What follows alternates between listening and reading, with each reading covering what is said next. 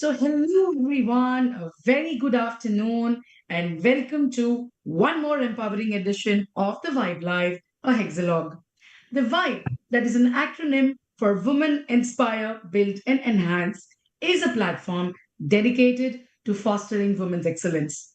It brings together women doctors from diverse specialties to share knowledge, leadership experiences, and their personal journeys that inspire growth as well as collaboration. There are four fundamental pillars that form the vibe: the physical well being, mental health, financial wisdom, and professional excellence. Through various initiatives, the vibe strives to build a strong community of women professionals who uplift one another and redefine the landscape of healthcare leadership. I'm Dr. Ritu Johari, consultant diabetologist and metabolic expert practicing in the western suburbs of Mumbai. With a unique diverse background in the pharma and now in clinical side treating diabetes, thyroid, and obesity, I also contribute to research in medical writing as a co-founder of RFECT. But what brings me ultimate pleasure is sharing the introduction of this exclusive initiative, The Vibe, as a founder of one of its kind platform. I'm blessed to be complimented by my husband, who's an orthopedic surgeon, and a family feels complete with a teen son and a 3-year daughter. With that, let me introduce you to our team vibe. Dr. Lotika. Good evening and welcome, Swati ma'am, to this interesting hexalog. I'm Dr. Lotika Purohit, a diabetologist and a lifestyle medicine physician practicing in Colaba since the last 3 decades.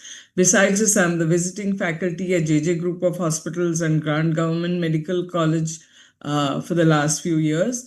Also part of the National Executive of RSSDI. And besides that, I'm a partner with the Sugar Doctor, or Dr. Suresh Purohit, as he's more popularly known as the Sugar Doctor, and a mother to an artist and an entrepreneur. I'm an avid Rotarian. I've been the past president of my Rotary Club. And this is a brief introduction, but really gives us so much happiness every week to be on the Vibe Live discussing with a woman achiever, a woman physician who, we share stories, we hear from them, we learn from them. And this is really very exciting for us. Now I hand over to Dr. Kavita Rane for her introduction. Thank you, Dr. Latika. Good afternoon, everyone. Good afternoon, Dr. Swati. Namaskar. I'm Dr. Kavita Rane. I have been a consultant cardio, diabetes, and obesity specialist. I practice in Chembur at Rane Hospital, Apollo Spectra, in Lux General Charitable Hospital. So my interest mainly being cardio diabetes. I also run a hospital with my father, who's a cardiologist. And I have learned a lot through this journey. In other things that I love is painting, arts, abstract art. I love EDM music. I love to play golf, and I love being a part of this forum. So over to Dr. Pranjali. Good afternoon. Thanks, Kavita. Good afternoon, everyone. I'm Dr. Pranjali Shah, Director and Chief Diabetologist at Diabetes Clinic, Mulund, Mumbai. I also handle internal operations at iHeal Complete Vision Care. My husband he's a cornea transplant surgeon. I love handling, treating young diabetic patients and live them longer and stronger. But I also believe prevention is better than cure. So we do a lot of community awareness camps and have screened more than 30,000 people across the central Mumbai. And we love to create awareness. But if you don't find me in my clinic, you will see me doing farming on weekends, spending time with my pets, hiking with my boys, and helping animals in the shelter home. I love connecting with inspiring people, madam, like you, and I would love, and we all love learning new aspects and how do you handle all the tough tasks in your life. So thank you so much for being here, ma'am, and over to you, Dr. Rukia. Hello, ma'am. Welcome. And I'm Dr. Rukia Surya Sheikh. I'm a diabetes, thyroid, and an obesity specialist. I practice in Mulund for a decade and a half. My clinic's name is Blue Circle Clinic. I'm married to Dr. Muzammil Sheikh, who is Director of Medical Oncology at Max Nanavati Hospital. And as like we just started, I have two daughters, one of them currently giving her boards in grade 10 and the other one in grade 6. Over these years, I have realized that, managing sugar levels, now I find it sometimes simpler than managing these life levels, which I'm always juggling between. If I'm not in clinic, you'll find that I love to work out. I don't miss them. I love playing carom, and I enjoy this great company and amazing conversations that make you think and they make me laugh at the same time. And lately, I have started painting. It's my way of adding a little color and calm to the chaos of daily life. And I'm really excited to be here today among such inspiring women in medicine to learn, to share, and to grow together. Lovely. So, as you can see, we are truly honored to host a distinguished academician, clinician, researcher, and a global physician leader who has inspired one of many young doctors, especially women, to pursue excellence in medicine and leadership. Welcome, Professor Dr. Swati Srivastava. With Thank over you very 2 point, much. Thank you. with Thank over you, Dr. Ritu. And it's really amazing, Dr. Lotika, and your entire team of wives. It's really amazing to be here amongst so many young women leaders of medicine who are doing so well, and they're doing some amazing work, not only in their profession but personal life as well. As you said, if let me also introduce myself. I'm Dr. Swati Srivastava. I have done MD medicine way back in 1995. I completed it, and this was followed by fellowships in endocrinology and diabetes from NIN as well as CMC Vellore. And I have been through the academic career, and now I am a senior professor and unit head at the Savai Mansingh Medical College in Jaipur. And I'm a member of the Research Review Board of the Institute as well. And I have my interests are mainly academics, teaching, mentoring, research, and I have a clinical practice also by practicing at the Thyroid, Diabetes, and Metabolic Clinics Center at my clinic.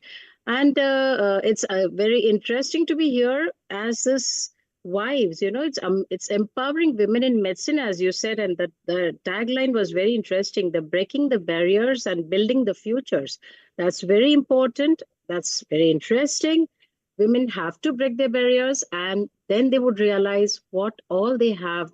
There's so much in the world for them which they can do, which they can achieve, and which they can give back to the world. So that is very important. Thank you for having me here. And I'm currently the governor of the American College of Physicians India chapter. So with regard to my family, I have two beautiful daughters, two lovely daughters, I would say, because they are my, a very important part of my life. One of them is from BITS Pilani. She's an engineer. And she's working with American Express. And the other one, she's a computer science engineer. She's in Bangalore. She's married there and she's settled there. So my husband is a plastic surgeon. He's also in academics and he's also working in Jaipur SMS Medical College. So that's about me. So thank you for having me here. Wonderful. And ma'am, I must say you have been absolutely humble. I would definitely still want to take 2 minutes to introduce you.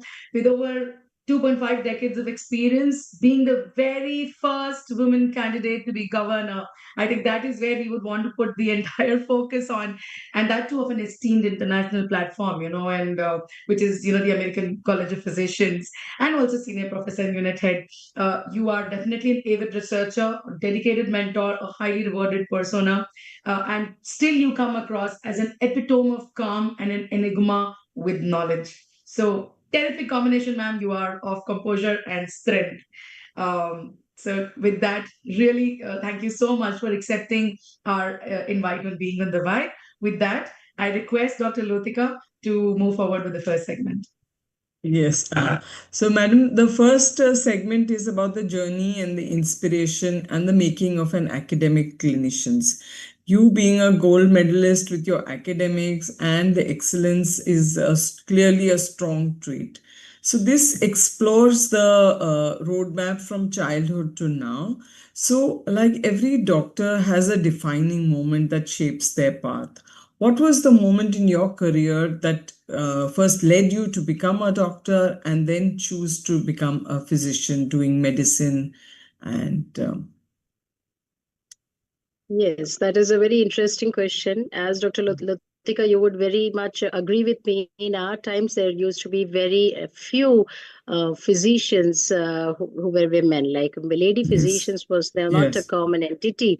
And I remember, like in those days, as a career, whether you want to become a doctor and an engineer, see, in the city, I was in Baroda. My education was in okay, Baroda, in the okay, city of in the state of Gujarat, and it was like there was a medical college, there was an engineering college, there was a science college. So depending on the marks that you get into the college.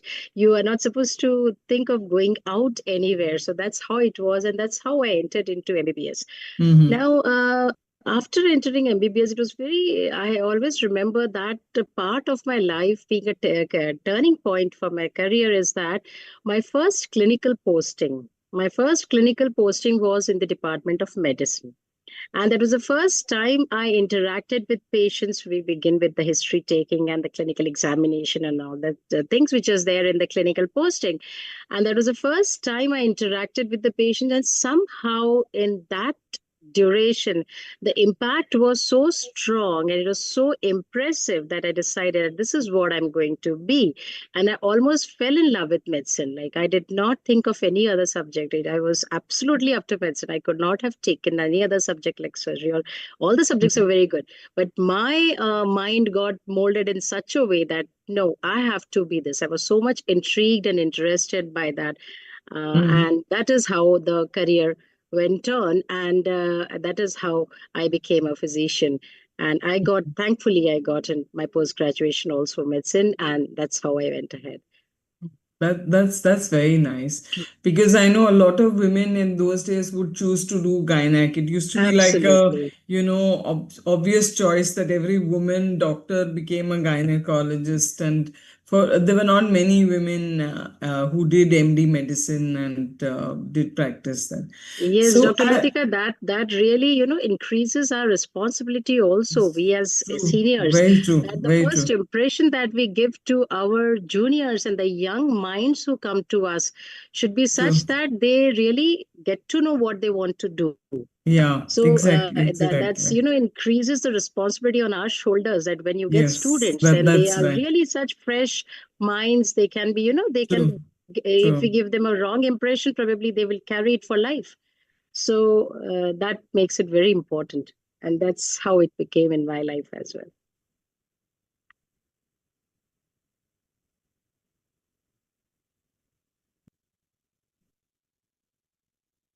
Lotika?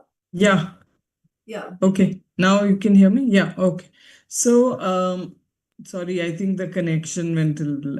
So now, as women physicians, we juggle multiple roles: academic medicine, clinical practice, research, leadership. You have worn several hats and you have aced them all. What mindset helped you to stay consistent and focused throughout your career?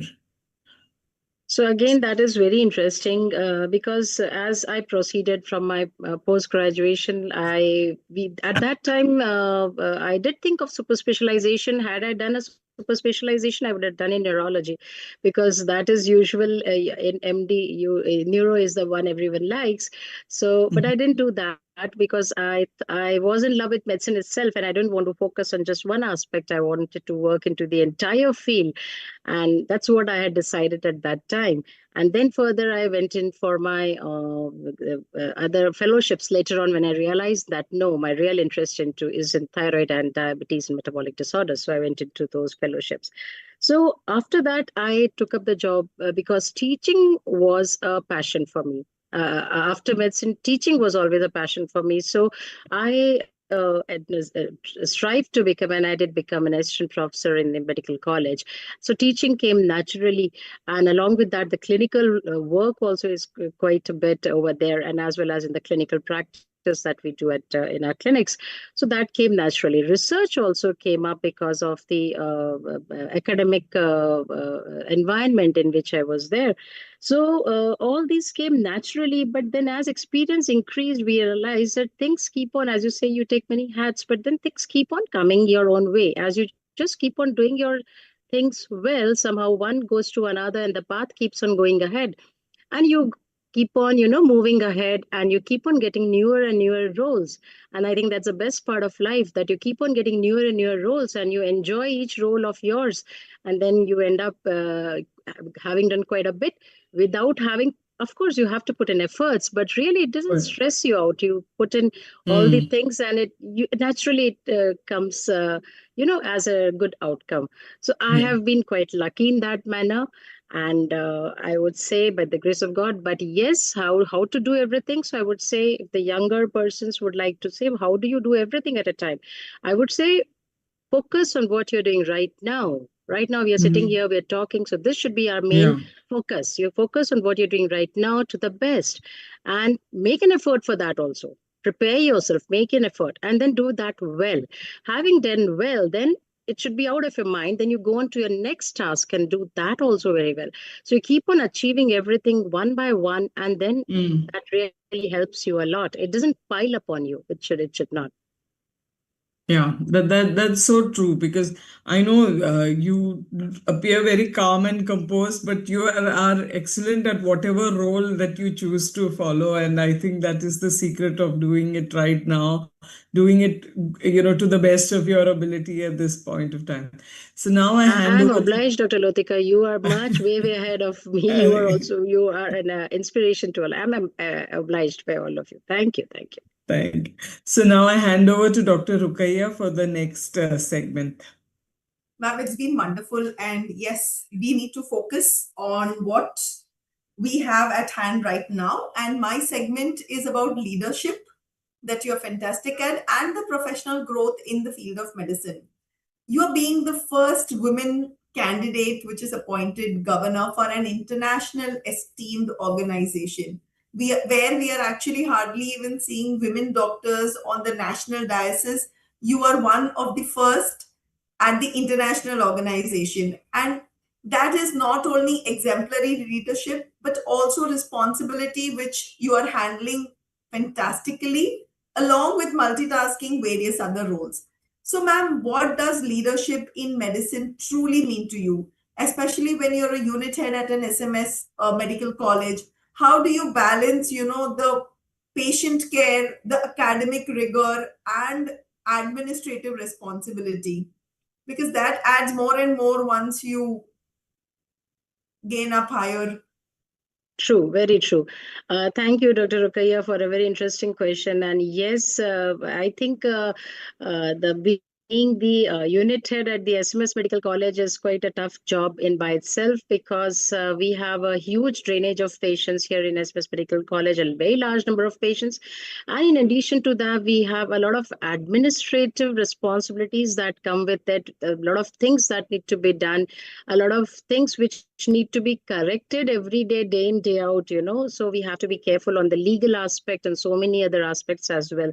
So in a government medical college setup, all these things become very important, and you have to be very vigilant all throughout. And whatever small thing also has been there, we have to pay attention. If it's a medical legal case, it's something else, you have to be careful.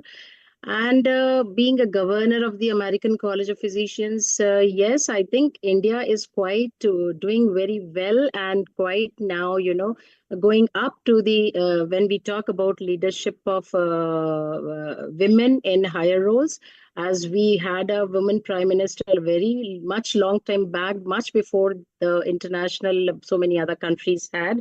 And similarly, they were also the ACP people were very happy that India got in a female governor quite early from its inception. So that also went in as a very much additional point in favor of us. But yes, it's a full-time task. It's a full-time job being an ACP governor. It's a lot of work which needs to be done.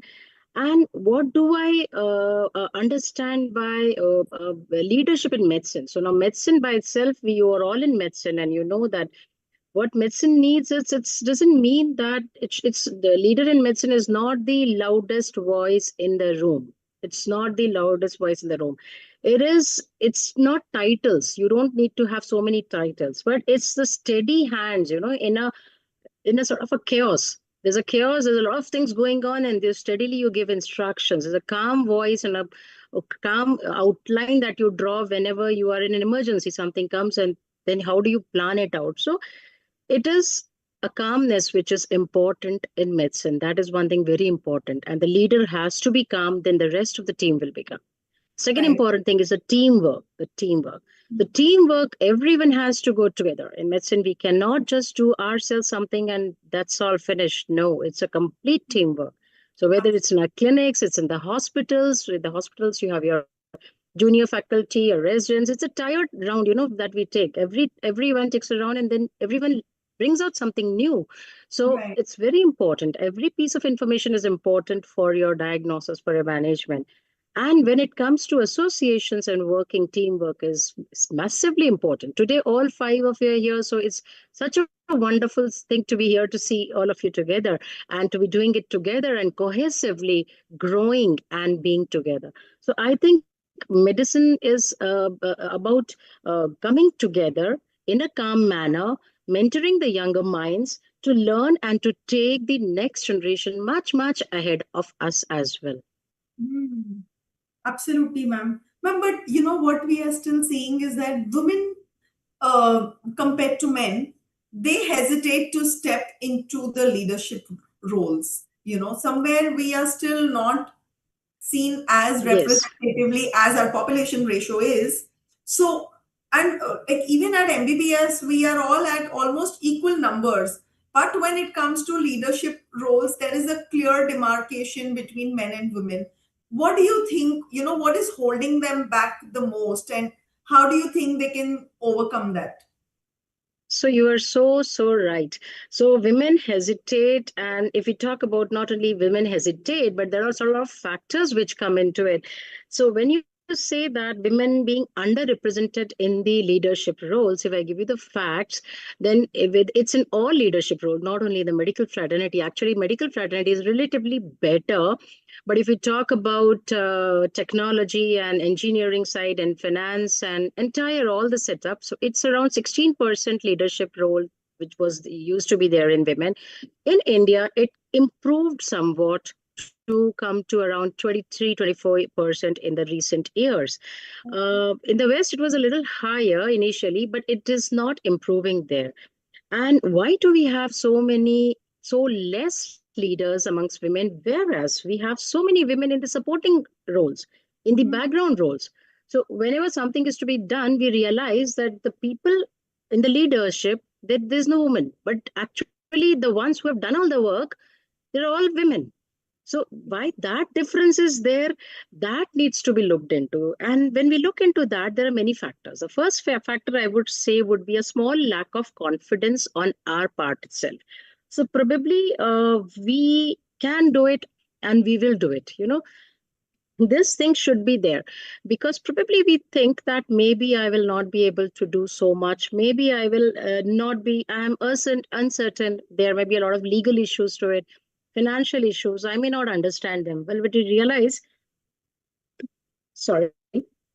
we realize that we fulfill our responsibilities much better than others. I'll just take a small break. I'll Sure, just ma'am. Please have support.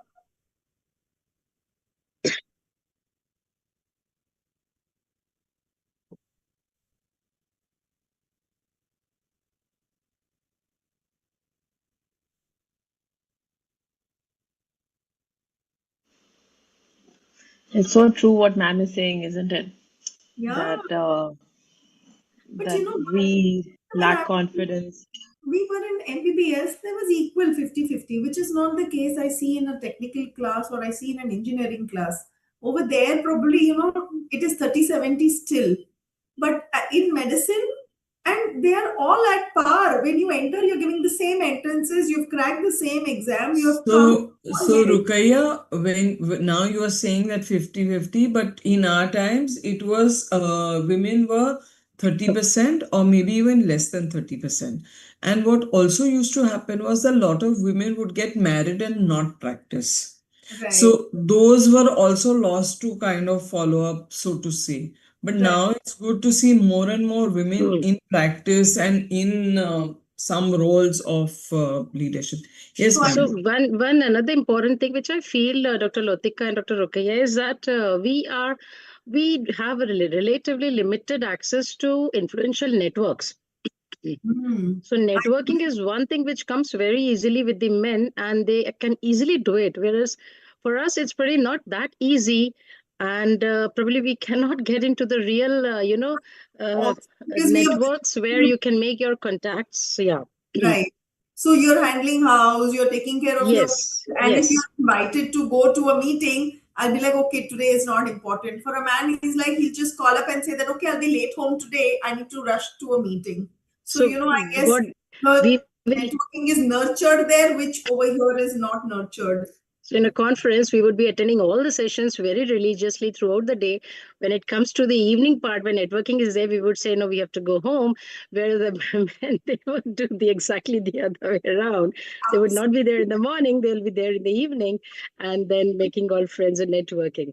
Another important thing which I wanted to point out was that, which I find very often, I think Dr. Lotika also might have experienced, is that women tend to get labels, very easily.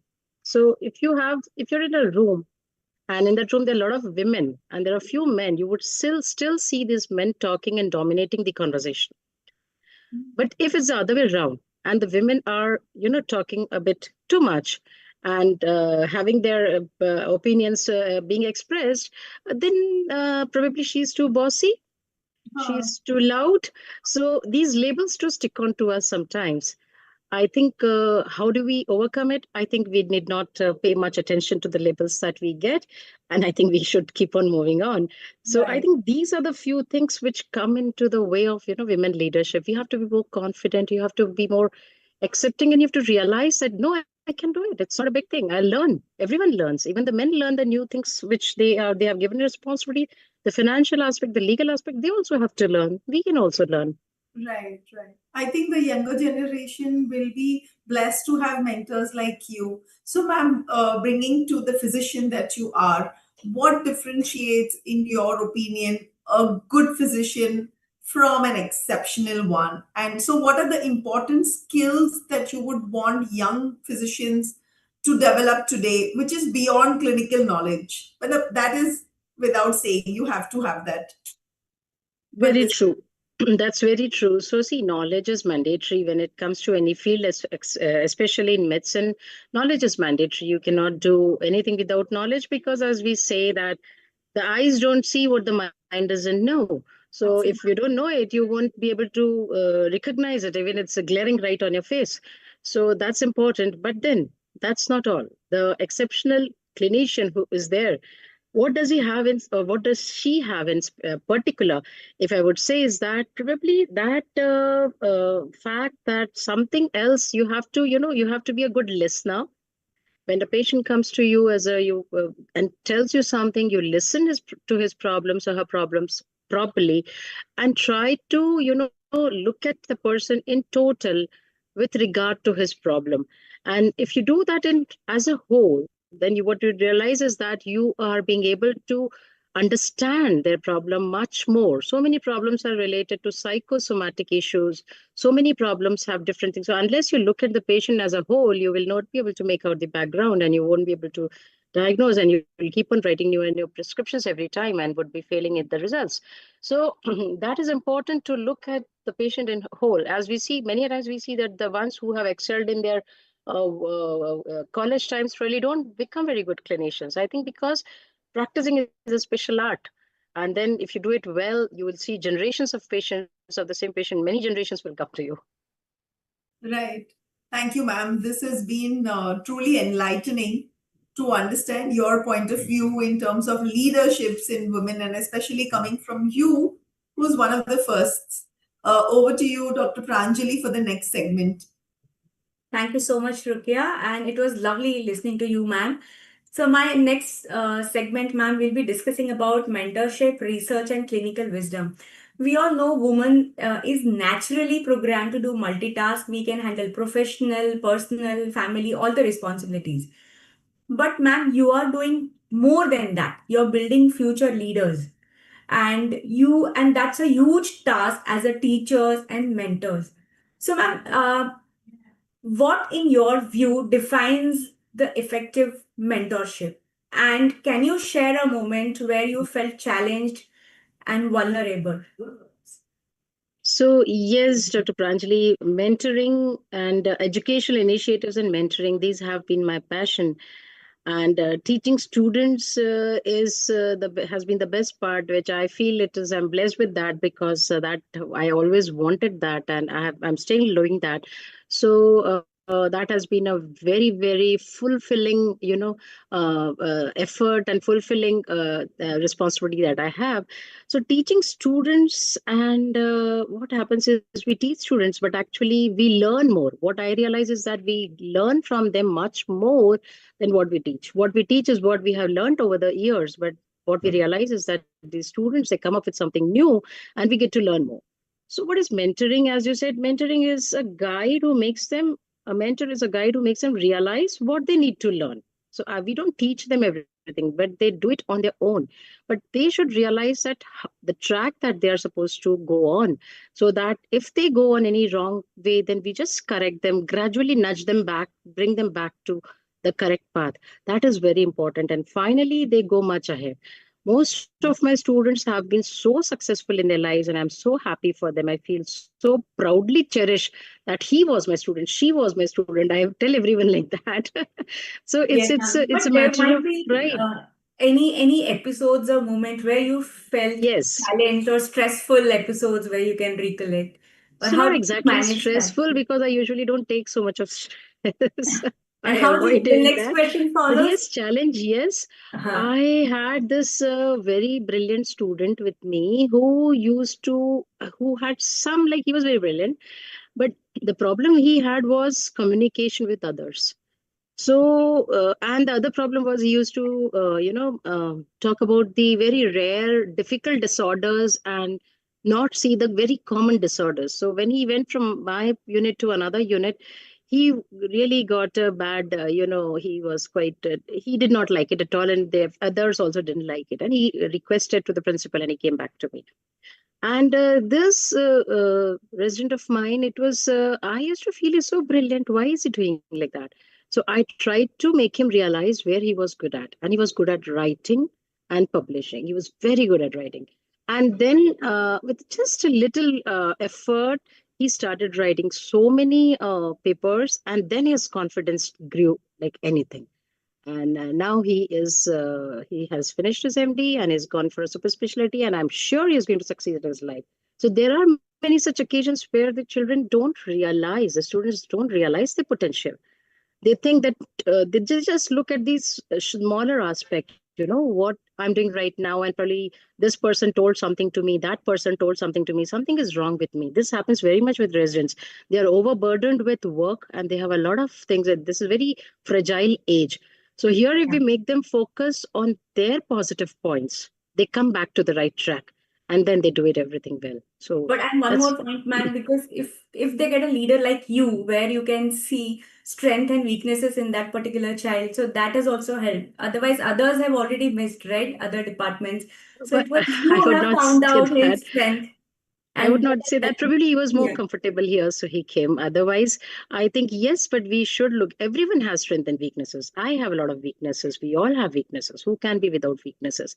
But we all grow because of our strengths, and we try to overcome our weaknesses as much as possible. It's the same for the residents, and I tell you, the younger generation, I always feel are smarter, more accessible to. They take up things so well. They catch things very well, and I have lots of hope for the Yes. future. And ma'am, you were talking about stress. So the next question, when you were answering my first question, you said, I don't take stress. I would like to have the formula. How do you handle your stress? Because you're handling a very big position, hospital, interns. So what is your secret formula to handle the stress? Simple, keep smiling as you all do. So it's always easier to keep smiling and take things relatively simply. like at the face value of everything. Don't take things too much at heart. And if things are going good, everything is fine. Things are going bad, they will also be fine in some time. Nothing Acceptance. stays for a long time. So, yes, one thing at a time, not to pile up and to relax at the correct time. Yes, sometimes things do keep on nudging you even after you have come back home and you realize, oh no, what's going to happen? I don't realize.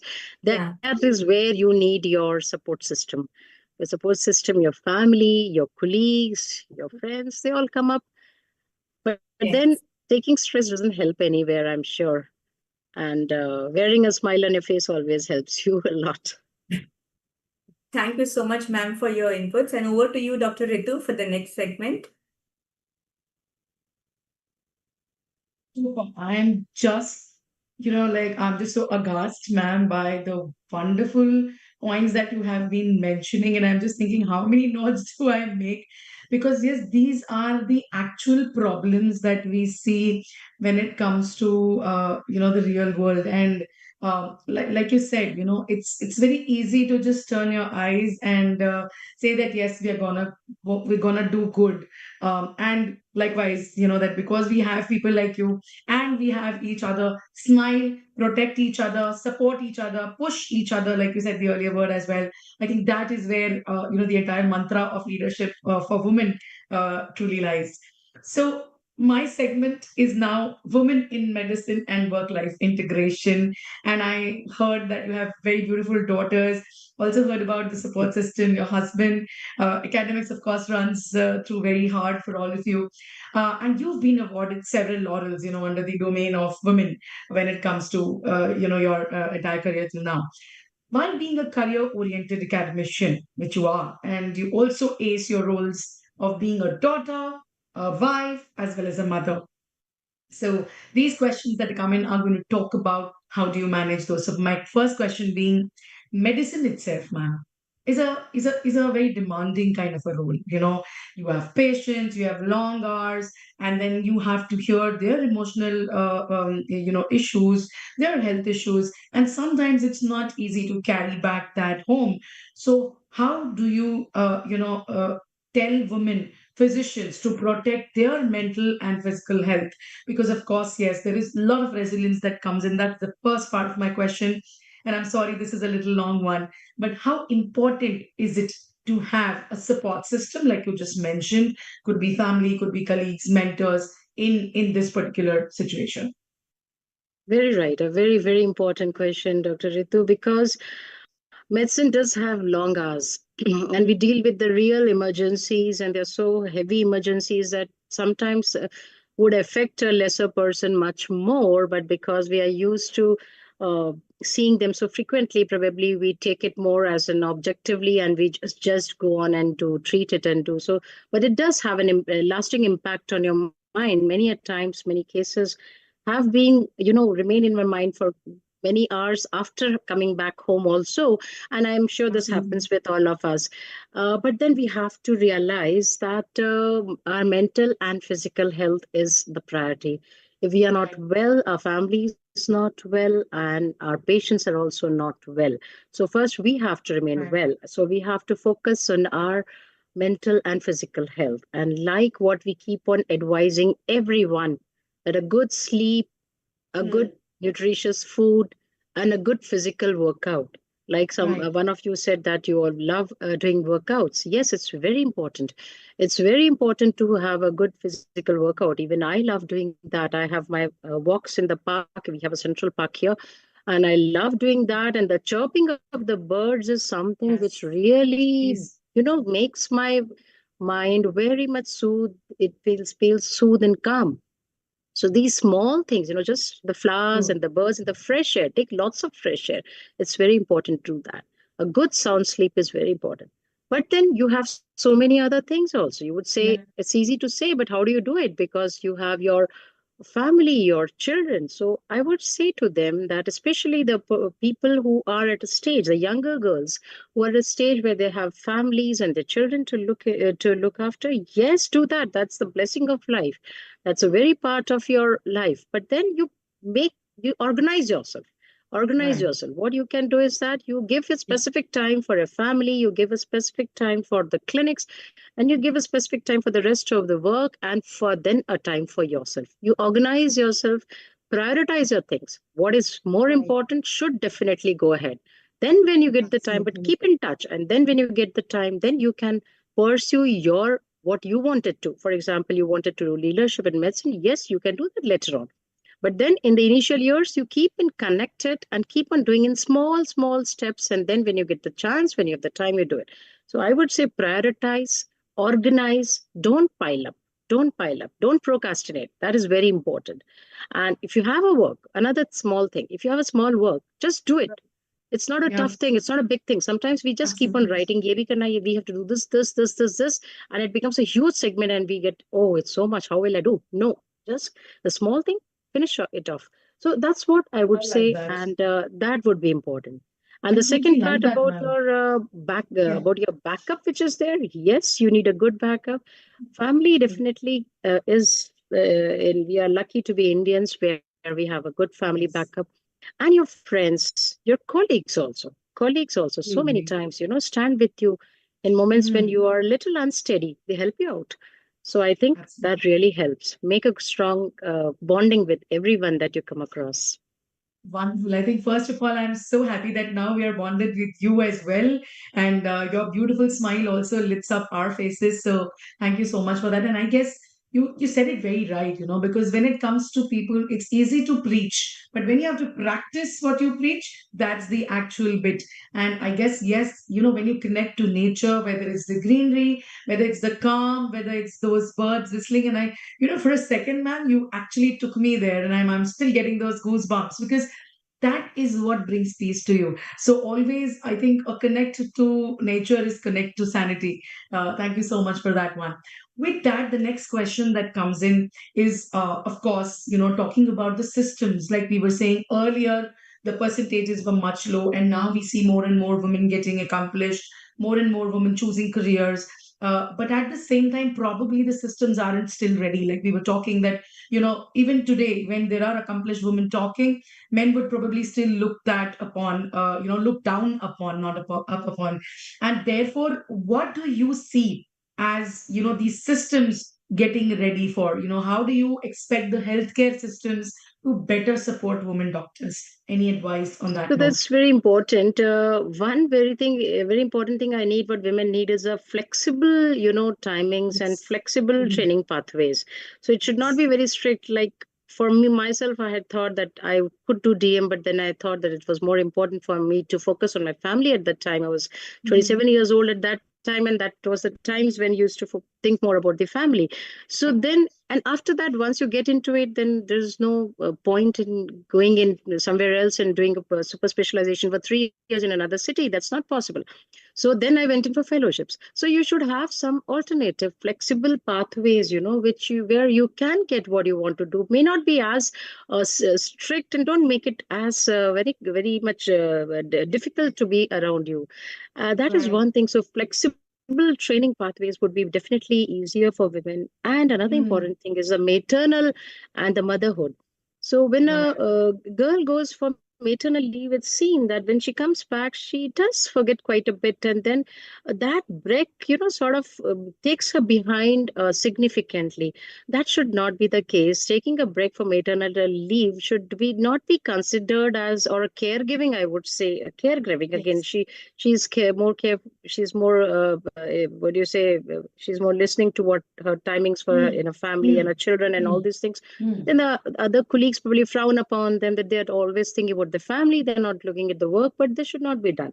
I think it should not be seen as a lack of commitment. It's an important part which is being done for the society, for the betterment of society, for having good children, good adults we should have in the Mhm. society. So I think these are some aspects when one goes for a maternal care, for one goes for motherhood, then parental care without stigma. I have seen that Mm. people do have this child care leave we have in Rajasthan also. But Right. the stigma is there. Everyone Right. starts frowning. Oh my God, she's gone for a Yes. child care leave. So it's for the girls who have younger children. But then it is needed. It Right. is required. So this attitude needs to be, changed, and some policy Framed, decisions yes. also need to be made regarding them. Oh, wonderful. And I think I really love that when you say, because, sometimes when we see these men talking like that, we feel, they are also dependent on the women of the house. Their entire household also revolves around the woman. But then yet, So the true. understanding doesn't come that So way. It's true. not as easy as it looks. So, ma'am, you've also answered my third question, which is, what challenges do women physicians still face in academic leadership, and what advice would you give women doctors? But still, any one single line where you would want to tell our younger audience, who would aspire for academic growth and research, and are, probably intimidated by these kind of positions given their family situations. Anything that you would want to So yeah, close we on? have to work harder because we do not have so many lady principals and heads of pharmaceuticals and all. Have you seen? No, we don't have not seen so many. We've seen hardly very few. So yes, we have to work far harder, and we have to overcome our hesitation and try to achieve and reach the leadership goals. Academics and research are very interesting. Or you do what you like to do. Everyone should see what they like to do, and then they should pursue it. That they should sit back and think what they want to do, and then they should pursue it with full heart, full fervor. Wonderful. Thank you so much, ma'am. With that, my questions are done. I would like to pass the baton on to Dr. Kavita for the next segment. Thank you, Dr. Rukia. Good afternoon, ma'am. After that amazing conversation that you had with all four segments and all four doctors, we move on to this next segment that's called the Audience Ask, where the audience asks us their questions, and it's getting really popular. So I have a few questions for you, if you could please answer them for us, for them. Sure. The first one is, what does success mean to you today compared to 20 years ago? So, yes, success 20 years ago, I would have thought that having a good clinical practice, and that was my target and my aim. And I would have think, oh, I would have a flourishing practice. That was success. But today, no. Today, a good outcome of whatever I'm doing, that is a success. Whatever little, whatever big I'm doing, whatever small thing I'm doing, a good outcome, I've done it well, that is success. So meaning of success has definitely changed over the past 20 years for me. That's amazing, ma'am. Another question is, what habits or practices help clinicians stay updated in an era of rapidly evolving evidence? So yes, we have to keep on learning. In medicine, learning never stops. We are always students, we are always pupils. Learn new things, attend more CMEs, conferences. Whenever someone is trying to tell you, a pharma representative tells you something, try to listen to it properly. He knows the best about that product. So Correct. we usually do not pay much attention. No, he has done a lot of homework before coming to your clinic. So listen, interact more. Don't go in your shell. Don't go in your shell. That's the most important thing. I've seen clinicians and who are very good practitioners. They go into their shell and they just into their practice and nothing else. Then they sort of lose their connect with the rest of the world. So that's a choice. Fine, I would not say anything about that. But I would say that yes, stay connected. That would be very much important. That's amazing, ma'am. What you're saying is so true. The fact that we connect here on this platform with everyone else, and even these amazing doctors here, and I get to learn so much. So that's an amazing thing. Um, and I would like to ask you another question if ma'am is around. Yeah, I'm there. Actually, this charging was going, so Yeah, sure. So, as close to the someone charger. deeply involved in diabetes, thyroid, and metabolic disorders, how do you approach long-term patient engagement beyond just prescriptions? Yes, that's actually these are all chronic disorders, and since I have been practicing over such a long period of my time, I have seen patients coming over various generations. Also now, what the mother used to come, now the daughter-in-law also comes, and then the the grandchild also comes. So something like that we see over generations, and that's what usually I'm sure most of us must be seeing, especially if they come to my age. Dr. Lotika also would agree with that. So yes, beyond prescription is important because we know these patients as a whole. We do know them in total. We know quite a lot of about the background. So it helps us to keep the connect also, and it helps us to give them the best. We know what suits them and what they are not going to, accept. That also we know. So yes, if something is needed to be done and they don't accept, we do spend time trying to counsel them. But then we know what they can do as a preference and what is the best for them accordingly. So that is important, I think, that connect which comes by knowing your patient well. And that comes when you interact with the patient several times. That happens. That's amazing. Thank you. That concludes our audience ask. So moving on to our next segment, which is an exciting segment of the whole event happening today. We call it Pulse of Life. And it's a rapid fire segment where I'm going to ask you a few questions and you could choose to answer in a few words, ma'am. Yeah. So are you ready for that? Oh, sure. I would love that. So the first one is a hobby that Professor Dr. Swati Srivastav likes to indulge in. So I like music, and I used to be a Bharatanatyam dancer, so I love to dance. So dance has been my passion. Yeah, it has been. Though now I cannot do so much because it involves a lot of knees bending and all. But yes, I used to love that. So I love dancing. Amazing. Yes. Amazing.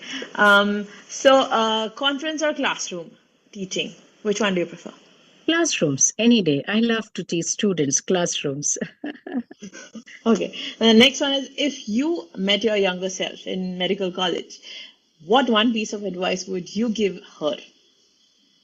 So I think when I remember my younger days, I used to be a very happy and like happy going sort of a person. So yes, I still love that person. I was very happy with that person because my college days are very fun filled and all.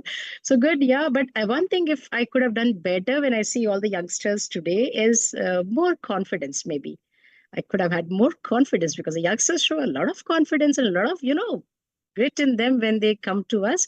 That really was not so much with me, so I could have done that better on that aspect. Yeah, amazing.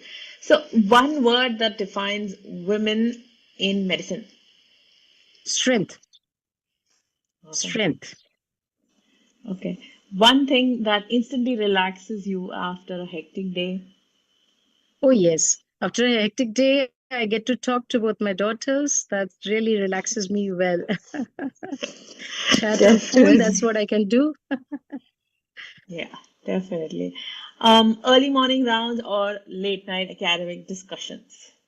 Early morning rounds. I would prefer that. I'm more fresh, more open to changes if needed. So I may go to a little, by evening, a little probably not very.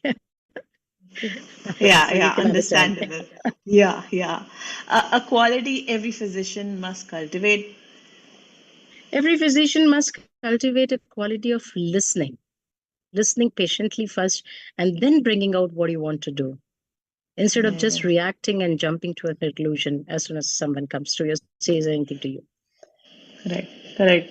And the last one would be research or clinical work. Your first love. I like both of them, but then yes, if having to choose one of them, clinical work. Wow. That was sharp, sincere, and so authentic, ma'am. Thank you so much. And that is just what VIBE stands for. Now over to Dr. Lotika for the closing. Thank you.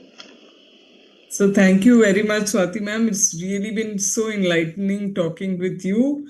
And I have had quite a few learnings also.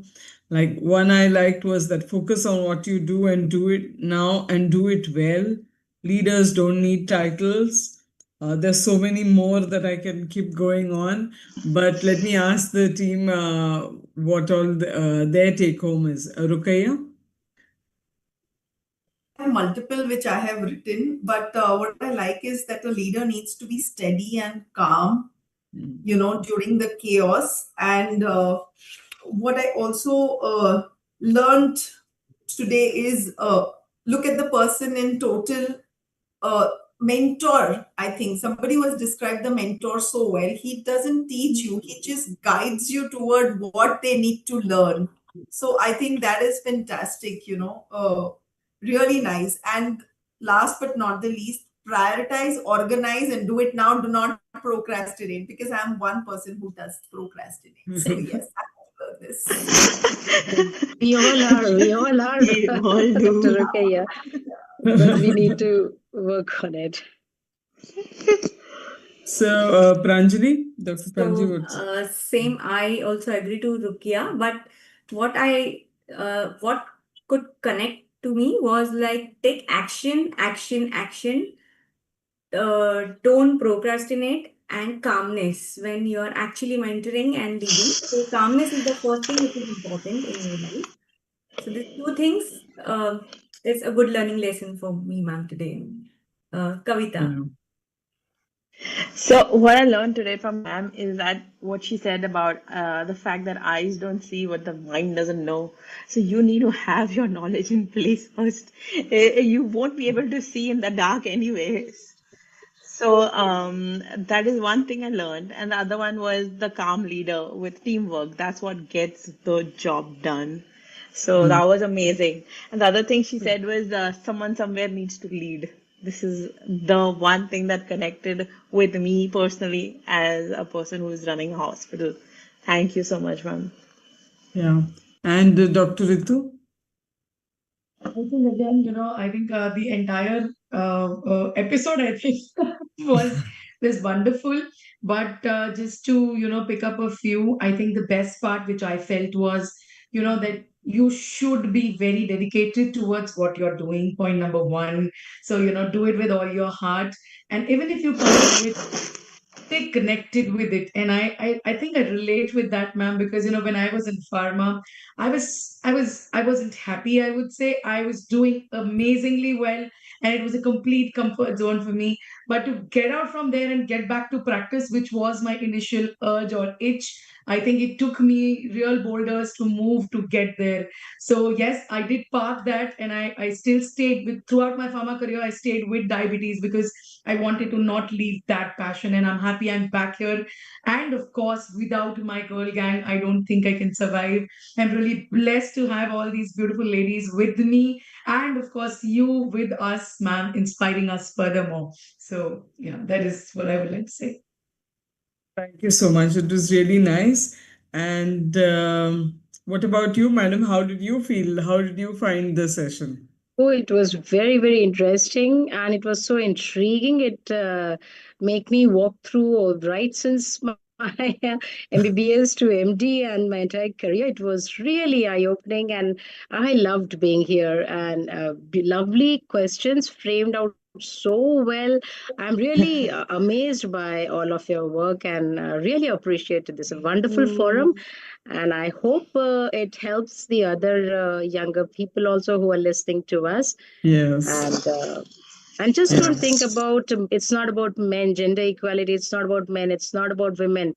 It's about all of us working together, making our workplaces better and growing together. That's what it is.